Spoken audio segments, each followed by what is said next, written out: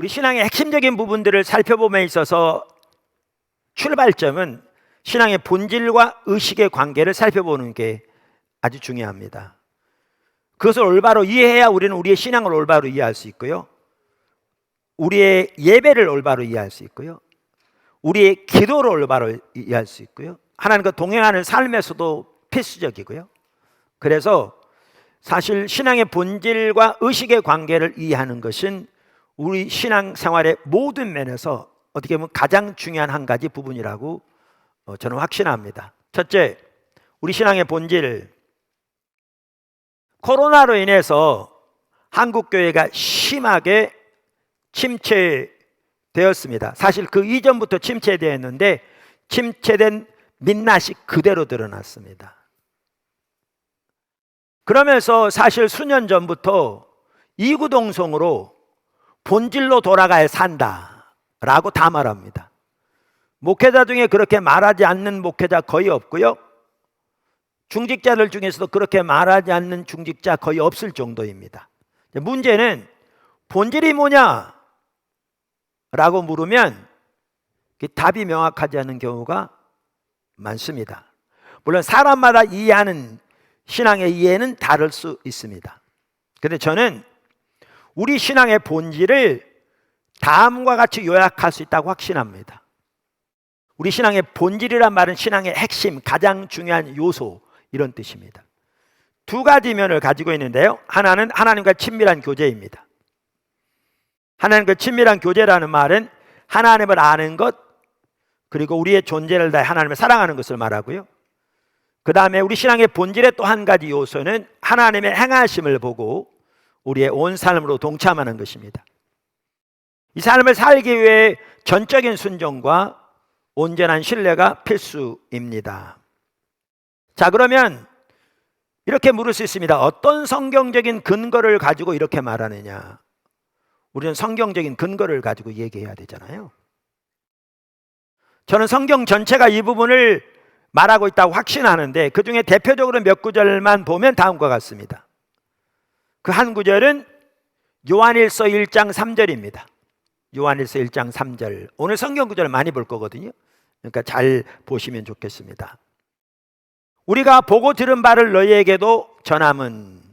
자, 우리가 보고 들은 바 그랬는데 여기에 보고 들은 바란 말은 바로 그 윗절을 보면 압니다.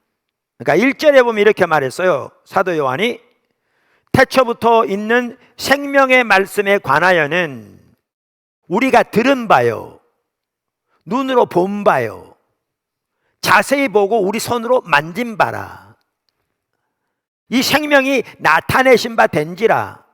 이 영원한 생명을 우리가 보았고 증언하여 너희에게 전하노니 이는 아버지와 함께 계시다가 우리에게 나타내신 바 된 이신이라.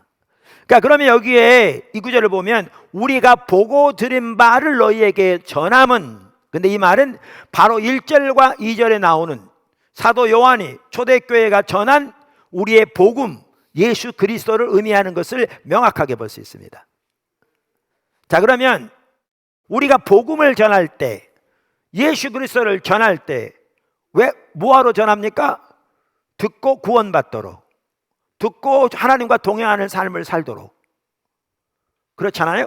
그리고 하나님께서 예비하신 그 놀라운 은혜와 생명이 넘치는 복된 삶을 살고 또 주의 나라와 영광을 위해 하나님과 동행하며 귀하게 쓰임받는 삶을 살도록 복음을 전하는 거잖아요. 자, 그러니까 여기에 보면 우리가 보고 들은 바를 너희에게도 전함은, 예수 그리스도를 너희에게 전함은, 이렇게 말함으로써 말하는데 복음을 전하는 그 구원, 우리의 신앙의 핵심을 한마디로 이렇게 표현합니다. 이 구절은 전함은 우리와 사귐 있게 하려 함이니 우리의 사귐은 아버지와 그의 아들 예수 그리스도와 더불어 누림이라. 더불어 사귐이라 이렇게 표현하는 것이 옳습니다. 영어 성경 그렇게 번역되어 있고요. 자, 그러니까 이 말은 우리의 구원을, 우리의 신앙을 한마디로 뭐라고 표현하고 있는가 하면 하나님과의 사귐이라 이렇게 표현하고 있습니다. 하나님과의 친밀한 교제라 이렇게 표현하고 있습니다. 오늘 읽은 본문 말씀만 하더라도 이거 똑같은 예수님이 하신 말씀인데, 이 구절 또 요한복음과 요한일서는 동일한 사도 요한에 의해서 성령의 감동으로 쓰여진 성경인데, 이렇게 말합니다. 예수님께서 영생은 곧 유일하신 참 하나님과 그가 보내신 자 예수 그리스도를 아는 것이니이다. 그러니까 여기에 보면 영생을 한마디로 뭐라고 요약하고 있습니까? 하나님과 예수님을 아는 것이다, 이렇게 표현합니다. 이 여기서 말하는 아는 것이란 말은 하나님에 관해서 혹은 예수님에 관해서 단순히 교리적으로 아는 것을 말하는 게 아니고요, 그걸 포함하지만 하나님을 아는 것은 하나님과의 인격적인 관계를 통해 그분의 성품과 의도를 친밀하게 아는 것을 말합니다. 그래서 아까 요한일서에 보면 우리의 구원을, 우리의 신앙을 한마디로 하나님과 예수님을 아는 것이, 그러니까 하나님과의 사귐이다, 그리고 예수님과의 사귐이다라고 표현한 다음에 2절 4절 이하에 보면 본문에서 이 하나님과의 사귐을 다른 여러 말로 표현하는데 그 중에 대표적인 한 가지가 하나님을 아는 것이다라고 표현합니다. 아는 것이다. 그러니까 요한복음 17장 3절에서도 영생을 한마디로 뭐라고 표현하고 있는가? 하나님과 예수님과의 우리와의 사귐이라 이렇게 표현하고 있습니다. 뿐만 아니라 우리가 잘 아는 대로 가장 큰 계명을 예수님께서 뭐라고 말씀하셨는가? 우리가 쉐마라고 부르는 신명기 6장 4절 5절의 말씀을 인용하셔서 이렇게 말씀하셨죠. 예수께서 이르시되, 마태복음 22장 37절, 내 마음을 다하고 목숨을 다하고 뜻을 다하여, 다시 말하면 내 존재를 다해 주 너의 하나님을 사랑하라 하셨으니 이것이 가장 크고 이것이 크고 첫째 되는 계명이요. 그러니까 이러한 구절들을 보면 하나님을 아는 것, 그리고 우리가 우리의 존재를 다해 하나님을 사랑하는 하나님과의 친밀한 교제가 우리 신앙의 가장 핵심이요, 우리 구원의 가장 핵심인 것을 볼 수 있습니다. 할렐루야. 뿐만 아니라 우리 신앙의 본질의 이 두 가지 요소를 가장 잘 보여주는 구절 중에 하나가 요한복음 15장 4절과 5절입니다. 우리가 잘 아는 구절입니다. 요한복음 15장 4절 5절, 내 안에 거하라 나도 너희 안에 거하리라. 가지가 포도나무에 붙어 있지 아니하면 스스로 열매를 맺을 수 없음 같이 너희도 내 안에 있지 아니하면 그러하리라. 나는 포도나무요 너희는 가지라. 그가 내 안에 내가 그 안에 거하면 사람이 열매를 많이 맺나니 나를 떠나서는 너희가 아무것도 할 수 없음이라. 이게 포도나무 교회 연구표입니다. 이 삶을 일반적으로 사람들이 열매 맺는 삶이라고 그렇게 부르기도 하거든요. 저는 이 삶을 포도나무의 삶이라고 부릅니다. 아까 말씀드린 대로 예수님 먼저 그 삶을 사셨는데요, 두 구절만 보아도 명확합니다. 요한복음 10장 37절 38절, 만일 내가 내 아버지의 일을 행하지 아니하거든 나를 믿지 말려니와 내가 행하거든 나를 믿지 아니할지라도 그 일은 믿으라. 그러면 너희가 아버지께서 내 안에 계시고 내가 아버지 안에 있음을 깨달아 알리라 하시니. 요한복음 14장 10절 11절, 내가 아버지 안에 거하고 아버지는 내 안에 계신 것을 네가 믿지 아니하느냐? 내가 너희에게 이르는 말은 스스로 하는 것이 아니라 아버지께서 내 안에 계셔서 그의 일을 하시는 것이라. 내가 아버지 안에 거하고 아버지께서 내 안에 계심을 믿으라. 그렇지 못하겠거든 행하는 그 일로 말미암아 나를 믿으라. 이 구절을 보면 반복적으로 예수님께서 말씀하시고 계신데, 예수님이 아버지 안에 계시고 아버지가 예수님 안에 계신 삶을 사셨다고 말하고 있어요, 먼저. 그리고 우리에게 정확하게 동일하게 그 삶을 살라고 말씀하세요. 그러면서 예수님이 전파하신 말씀이나 예수님이 행하신 모든 사역이 이 관계에서 나왔음을 분명하게 말씀하고 계세요. 할렐루야. 자, 또 한 가지 신앙의 본질의 요소는 하나님의 행하심을 보고 온 사람으로 동참하는 겁니다. 하나님의 행하심을 보고 온 사람으로 동참하는 겁니다. 그럼 어떤 분은 그럴 수 있어요. 요한복음 15장에 어디 그 말이 나오냐? 아무리 눈을 씻고 봐도 그 말이 안 나오는데. 근데 말씀드린 대로 성경을 읽으려면 문맥에서 이해해야 돼요. 이제 요한복음 전체를 보시면 예수님이 그 삶을 사셨던 것을 분명하게 볼 수 있고요. 그게 그 삶의 의미가 뭔가를 볼 수 있고요. 이제 그걸 보면 예수님이 요한복음 15장에서 우리에게 말씀하신 이 말이 무슨 의미인지를 볼 수 있어요. 무슨 의미인지를. 그래서 요한복음 15장 4절 5절에 하나님의 행하심을 보고 온 사람으로 동참하는 것이 어디에 나오느냐면요, 4절 5절에 다 나옵니다. 4절에 보면 스스로 열매를 맺을 수 없음 같이, 5절에 특별히 너희가 나를 떠나서는 아무것도 스스로 할 수 없다 그랬잖아요. 여기에 그게 있습니다. 자, 그럼 어떻게 이게 그걸 의미하는가? 아까도 말씀드린 대로 예수님이 사셨던 삶의 이 부분을 보면 명백하게 볼 수 있는데, 예수님이 사셨던 삶의 이 부분을 잘 볼 수 있는 구절이 어디냐면 요한복음 5장입니다. 요한복음 5장 17절, 19절, 20절입니다. 그럼 예수님께서 이렇게 말씀하십니다.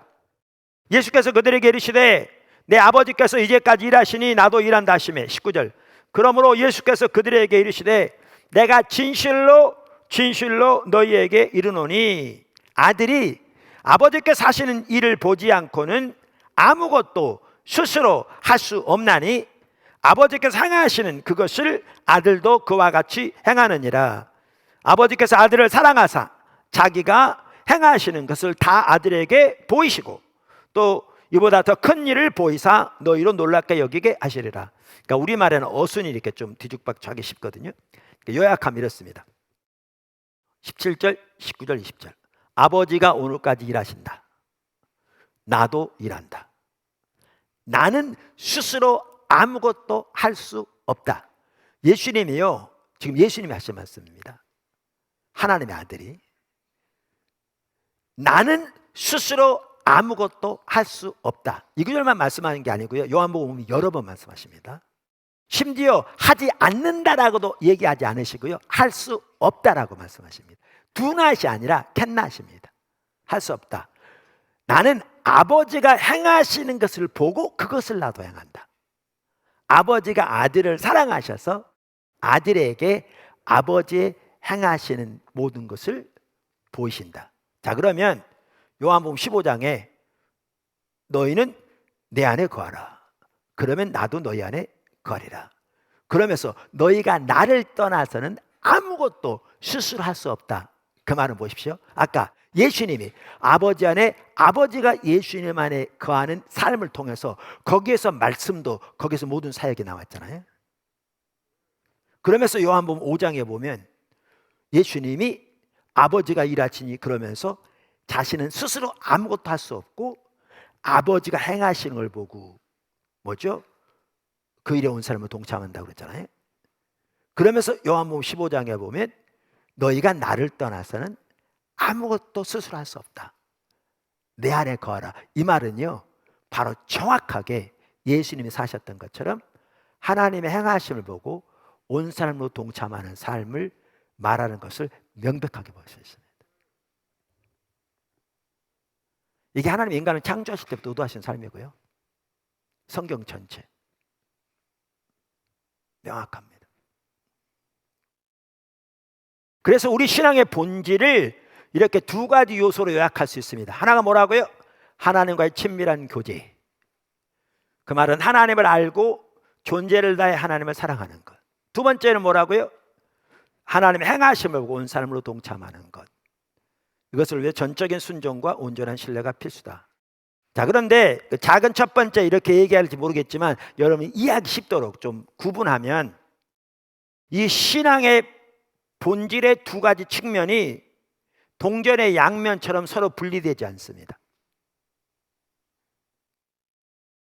신앙의 본질의 두 가지 측면이 동전의 양면처럼 서로 분리되지 않습니다. 그러니까 두 개가 있는 게 아니고요, 하나입니다.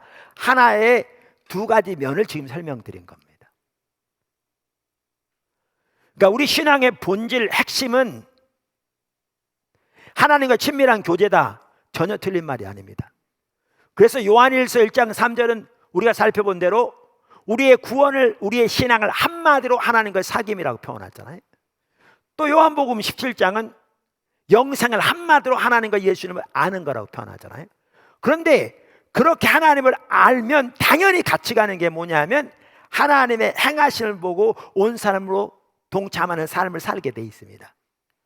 그래서 요한복음도 이 두 가지 면을 같이 말하고 있는 거죠.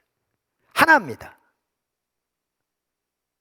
동전의 양면처럼 분리되지 않습니다. 아멘. 작은 두 번째라고 할까요?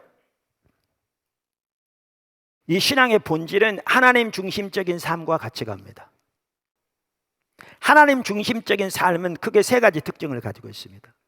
그걸로 이렇습니다. 우리 신앙이 하나님 중심적인 삶이다. 그걸 부인할 목회자 있습니까? 교회 중직들 당연히 하나님 중심적인 삶을 살아야죠. 말 안 할 중직자 있을까요? 그런데 하나님 중심적인 삶이 뭐죠? 라고 물으면 답변을 명확하게 못하는 경우가 적지 않습니다. 하나님 중심적인 삶은 이 세 가지 특징을 가지고 있는데요, 이 세 가지 특징이 다 이루어져야 그것이 하나님 중심적인 삶입니다. 그 세 가지 특징은 하나님의 자원으로, 하나님의 목적을 위해, 하나님의 방법으로 사는 삶입니다. 이것이 처음 하나님께서 인간을 만드실 때부터 의도하셔서 삶이고, 이 삶을 살 때 하나님의 생명이 우리 삶 속에 넘칩니다. 그러니까 이 삶을 살아야 하나님과의 친밀한 교제가 가능하고, 이 삶을 살아야 하나님의 행하심을 보고 온 사람으로 동참하는 것이 가능합니다. 적지 않은 사람들이 하나님과 친밀한 교제는 원합니다. 주님을 더 깊이 알기를 원한다고 고백합니다. 그런데 적지 않은 사람들이 하나님의 행하심을 보고 온 사람으로 동참하고자 하는 열망은 전혀 없습니다. 모세가 그토록 갈망했던 것처럼 그런 자세는 전혀 찾아볼 수 없습니다. 또한 더 나아가 하나님 중심적인 삶에는 관심이 없습니다. 그런 사람은 아무리 하나님을 알기를 원하고 갈망한다 할지라도 하나님을 아는 것은 불가능합니다. 신앙의 본질의 삶은 하나님 중심적인 삶으로만 가능합니다.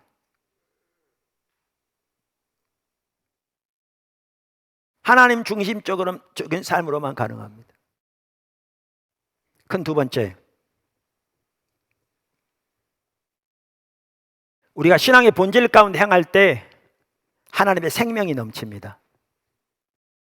구약 성경에서 신앙의 본질에 대해서, 그리고 제가 나누는 이 부분에 대해서 아주 잘 말해주는 구절 중에 하나가 신명기 30장 15절에서 20절입니다. 신명기 30장 15절에서 20절입니다. 제가 15절, 16절, 19절, 20절 읽겠습니다. 잘 성경을 보십시오. 왜냐하면 일단 나눌 부분들이 성경에 다 있으니까. 보라, 내가 오늘 생명과 복과 사망과 화를 내 앞에 두었나니 곧 내가 오늘 내게 명령하여 내 하나님 여호와를 사랑하고 그 모든 길로 행하며 그의 명령과 규례와 법도를 지키라 하는 것이라. 그리하면 내가 생존하며 번성할 것이요 또 내 하나님 여호와께서 내가 가서 차지할 땅에서 내게 복을 주실 것임이니라. 19절, 내가 오늘 하늘과 땅을 불러 너희에게 증거를 삼노라. 내가 생명과 사망과 복과 저주를 내 앞에 두었은즉 너와 내 자손이 살기 위하여 생명을 택하고 내 하나님 여호와를 사랑하고 그의 말씀을 청종하며 또 그를 의지하라. 그는 내 생명이시요 내 장수이시니 여호와께서 내 조상 아브라함과 이삭과 야곱에게 주리라고 맹세하신 땅에 내가 거주하리라. 우선 이 구절의 중요성을 먼저 좀 설명하겠습니다. 신명기는 두 번째 율법이란 뜻입니다. 그러니까 이스라엘 백성들이 40년 동안 광야 생활하고요, 모세 인도를 따라 요단강 맞은편까지 왔을 때 하나님께서 모세는 가나안 땅에 들이지 않겠다고 말씀하셨습니다. 아시겠지만 여호수아를 통해서 가나안 땅을 차지하게 할 텐데, 요단강 이쪽 편에서 저 가나안 땅을 이렇게 내다보면서 이스라엘 백성들에게 그동안 하나님이 하신 일과 그리고 하나님 주신 율법을 설명하면서 율법을 새롭게 설명한 내용이 신명기입니다. 그래서 두 번째 율법이라고 부르기도 하고요, 율법을 새롭게 설명한 율법이라고 그런 이해를 담고 있습니다. 중요합니다. 그 다음에 신명기 1장부터 34장까지 쭉 읽어보시면, 심지어 여호수아까지 읽어보시면 하나님이 구약만 하더라도 율법에서 말씀하신 하나님 백성들에게 요구하시는 핵심적인 사항 중 가장 잘 그것을 요약해 놓은 구절이 이 구절입니다. 이 구절입니다.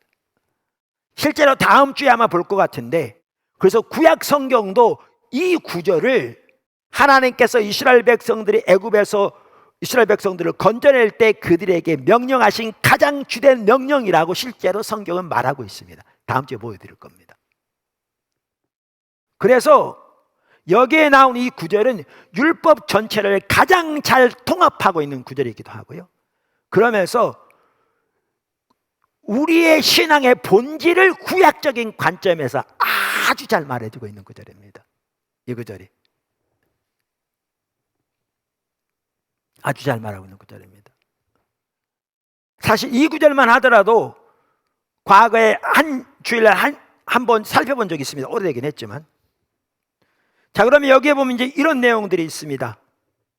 하나님이 이스라엘 백성들 앞에, 여기 이제 우리도 포함됩니다, 우리 앞에 한쪽에는 생명과 복, 다른 쪽에는 사망과 화 혹은 사망과 저주를 두셨다, 이렇게 말합니다.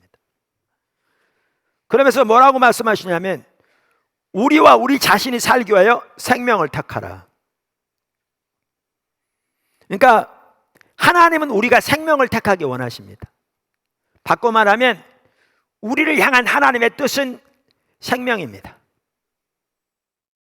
예수님께서도 요한복음 10장 10절에서 인자가 온 것은 양으로 생명을 얻되 더 풍성히 얻게 하려 함이라 말씀하셨고, 하나님께서 인간을 창조하시고 나서 그들에게 생육하고 번성하라고 축복하셨고, 인류가 죄로 인해서 인류의 죄가 하늘에 닿아서 하나님이 물로 세상을 심판하시고 노아로부터 새롭게 인류를 시작하시면서 그에게 주신 첫 번째 축복도 생육하고 번성하라고 하셨습니다. 하나님의 뜻은 항상 생명입니다. 오늘날 심지어 예수 믿는 사람들 중에서도 자기가 하나님을 떠나 있기 때문에 하나님의 생명의 역사가 자기 삶 속에 함께하는 대신에 오히려 하나님의 심판의 열매들이, 여기 말한 화, 저주라고 표현된 함께하는 그러한 상태에 있음을 전혀 인식하지 못하고 나름대로 하나님 문제 해결달라고 기도해보고 금식도 해보고 헌금도 좀 해보고 봉사도 해봤는데 자기 원하는 거 해주지 않는다고, 하나님은 모진 분이고 심지어 그분이 창조일 줄 몰라도 너무나 좀 난폭한까지는 아니지만 전혀 우리를 사랑하지 않는 그런 분으로 인식하는 그러한 상처가 있는 사람들이 꽤 있습니다. 그거요, 사탄의 상처입니다. 하나님 뜻은 항상 생명입니다. 그러면서 여기 보면 중요한 말이 나옵니다. 하나님이 우리의 생명이시다라는 거죠.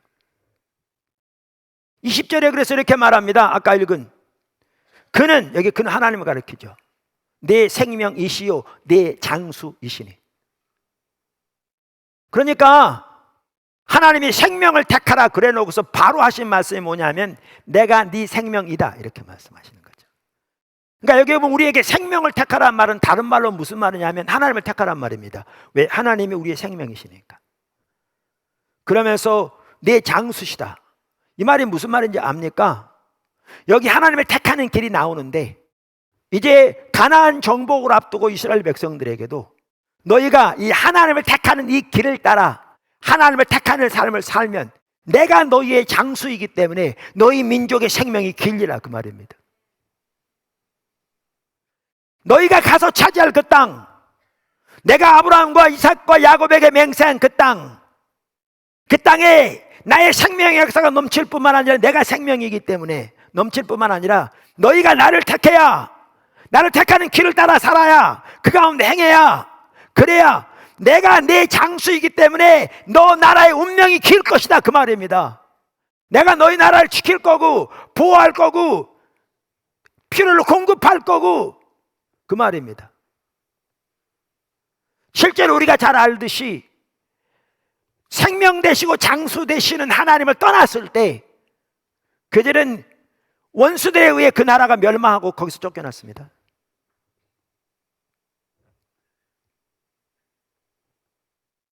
그래서 여기 아주 중요한 이해가 뭐냐면 하나님이 우리의 생명이시다라는 겁니다.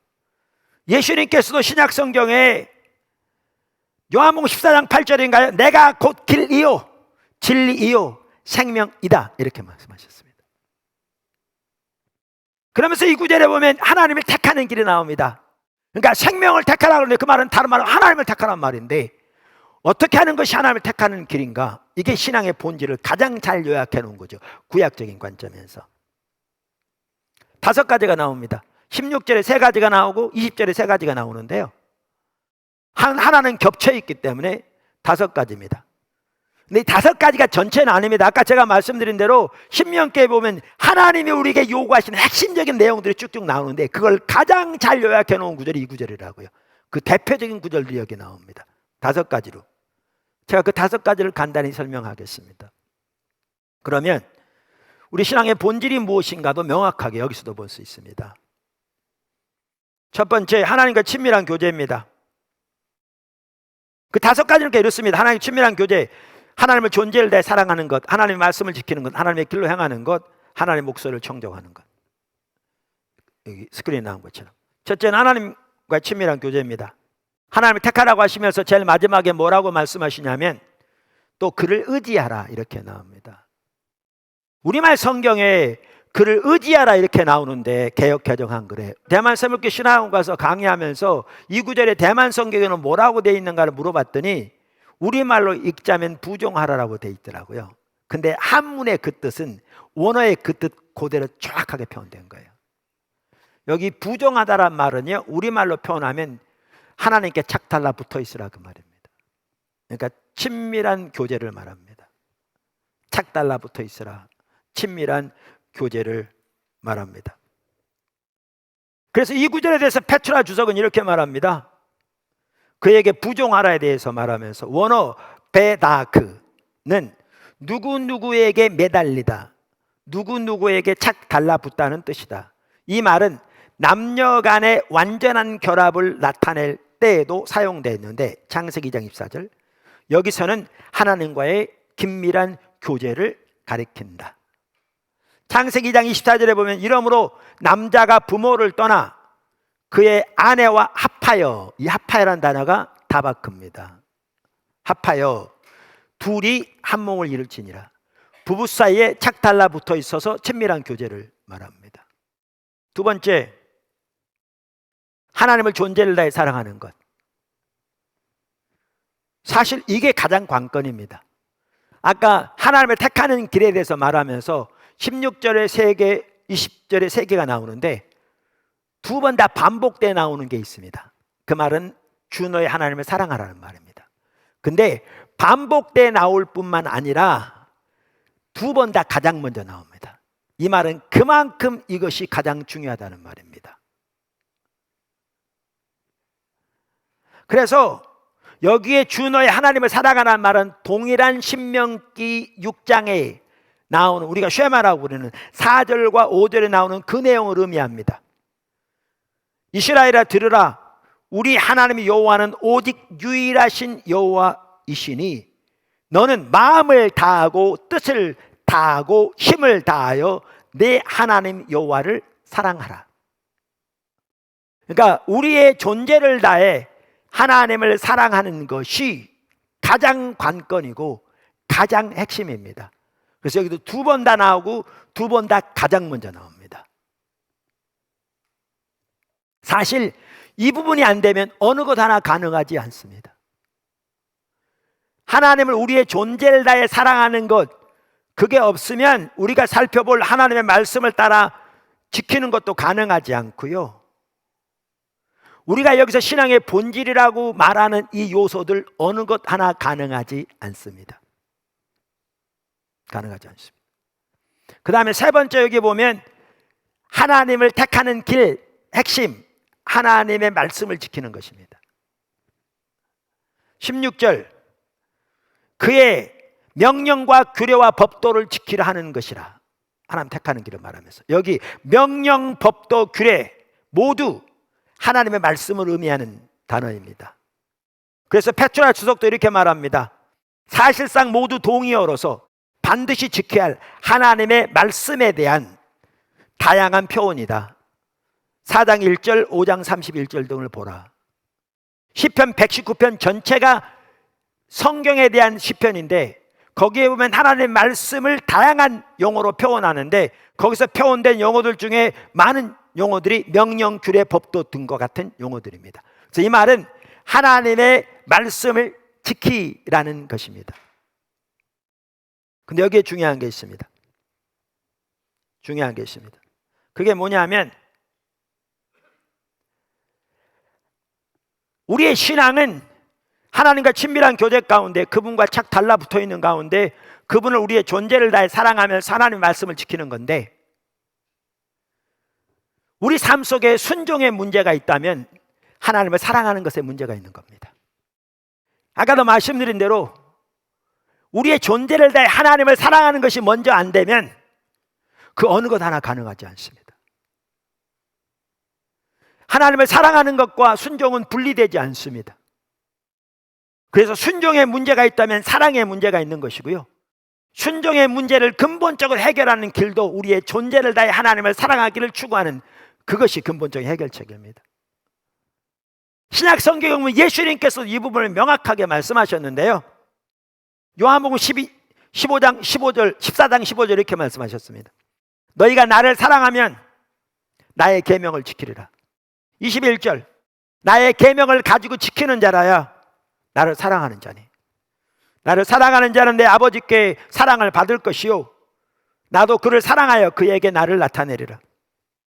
23절, 예수께서 대답하여 가라사대 사람이 나를 사랑하면 내 말을 지키리니 내 아버지께서 저를 사랑하실 것이요 우리가 저에게 와서 거처를 저와 함께 하리라. 24절은 그 반대로 말합니다. 그러니까 하나님의 명령을 지키는 것과 하나님을 사랑하는 것, 예수님의 명령을 지키는 것과 예수님을 사랑하는 것이 분리되지 않습니다. 그러면 뭐가 문제인가? 이 불순종의 문제 이전에 사랑의 문제가 있는 겁니다.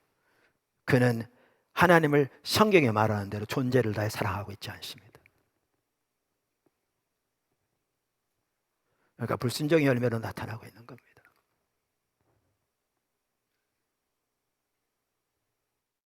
몇 가지 종교적인 의식을 할 따름입니다. 너무나 많은 경우에 그것도 자기 목적을 위해 이거라도 해야 복 줄 거라고 생각하고 그 복은 세상에 잘 되는 거라고 생각하는 완전히 우리의 신앙을 복제대로 건드는 무당처럼 만들어버린. 마지막으로 하나님의 목소리를 청종하는 것. 우리말 성경의 20절에 그의 말씀을 청종하며 이렇게 되어 있습니다. 그게 틀린 말은 아닌데요, 애매모호하게 번역되어 있습니다. 그러니까 그의 말씀에 청종하며 이렇게 되어 있으니까 많은 사람들은 그렇게 생각할 수 있습니다. 말씀 잘 지켜야지. 예, 말씀 잘 지켜야 합니다. 아까 세 번째 나왔잖아요. 그렇게 하나님의 말씀을 지키라고 나왔잖아요. 그런데 여기에 나오는 하나님의 말씀에 청종하고 그것은 그 이상입니다. 왜냐하면 원어에는 뭐라고 되어 있냐면 그분의 목소리를 청종하고 이렇게 되어 있거든요. 원어에는. 그래서 여러분 영어 성경 보시면 킹 제임스, RSV, NIV 성경, ESV 다 주요한 성경들입니다. 요즘 많이 사용하는 성경들입니다. 그 성경들에 보면 모두가 뭐라고 되어 있냐면 그의 목소리를 청종하고 이렇게 되어 있습니다. 원어대로 되어 있습니다. 그럼 그의 목소리를 청종한단 말은 무슨 뜻입니까? 그분과 인격적인 관계가 전제된 내용입니다. 하나님과 인격적인 친밀한 교제 가운데서 그분의 목적과 그분의 뜻과 의중을 발견하고 그 목소리를 청종하는, 그 하나님의 뜻을 순종하는 것을 말합니다. 그것이 포함됩니다. 특별히 신약시대는 더 말할 것도 없습니다. 신약시대는 성령의 시대입니다. 철저하게 말씀에 도대한 삶을 살되, 성경에 도대한 삶을 살되, 성령과의 친밀한 교제를 통해서 성령의 인도를 따라 성령의 능력으로 사는 것이 신약시대의 신앙생활입니다.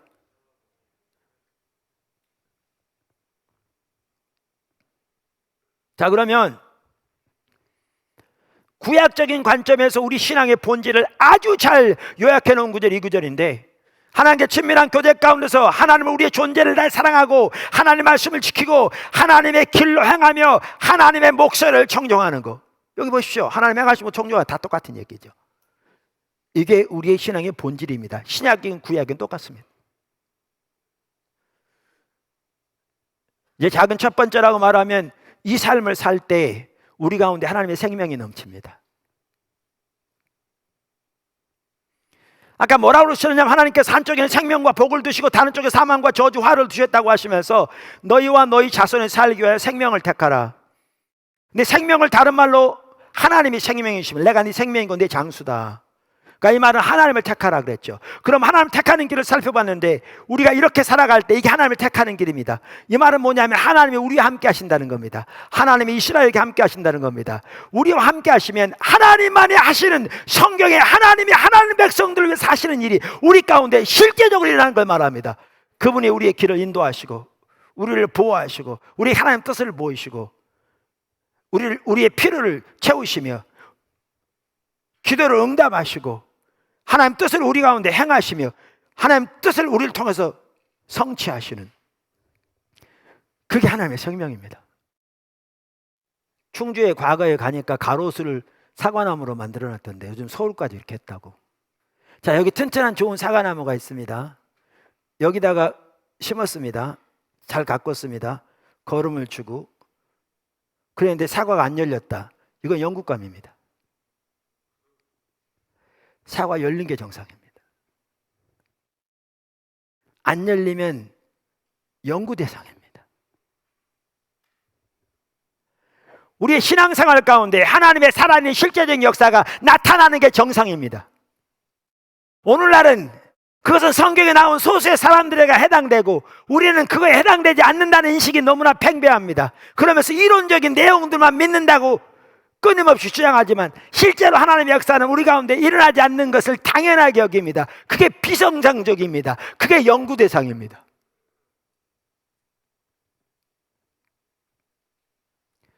성경이 말하는 신앙의 본질 가운데 행하면 반드시 하나님의 생명이 함께하게 되어 있습니다.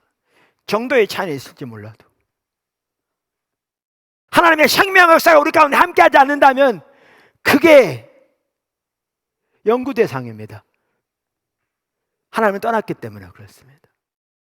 우리가 신앙의 본질 가운데 행할 때 하나님의 생명이 우리 가운데 함께한다는 말은 바꿔 말하면 뭐냐면, 우리 가운데 하나님의 생명의 역사가 없다면 그것은 우리가 신앙의 본질을 떠났다는 얘기입니다. 그 삶을 살고 있지 않다는 겁니다. 그것을 성경은 하나님을 버렸다고 표현합니다. 종교적인 의식은 남아있을지 모르지만, 모양은 남아있을지 모르지만 실제 삶에서는 하나님을 버린, 하나님을 버렸다고 말합니다. 오늘은 신앙의 본질에 대해 살펴봤습니다. 신앙의 본질은 하나님을 알고 존재를 다해 사랑하는 하나님과 친밀한 교제고요, 하나님 행하신 모든 삶으로 동참하는 삶인데, 이것은 철저하게 하나님 중심적인 삶과 같이 갑니다. 하나님의 자원으로, 하나님의 목적을 위해, 하나님의 방법으로. 그 신약 관점에서 보면 그 하나님의 자원 중에 핵심적인 자원 중에 하나가 십자가의 능력이고요, 부활의 능력이고요, 우리 가운데 함께한 성령의 능력입니다. 그리고 복음의 능력, 말씀의 능력입니다. 이번 기회를 통해서 우리 포도나무 교회 지체들이 정말 우리 자신을 다시 돌아보면서 기본으로 다시 돌아갈 수 있길 바라고, 신앙의 본질 가운데 다시 든든히 세워져서 하나님의 열매 풍성하고 생명 풍성한 교회로 더욱더 세워지기를, 그리고 하나님 나라와 영광을 위해 귀하게 쓰임받는 자리로 세워지기를 주님으로 축원합니다.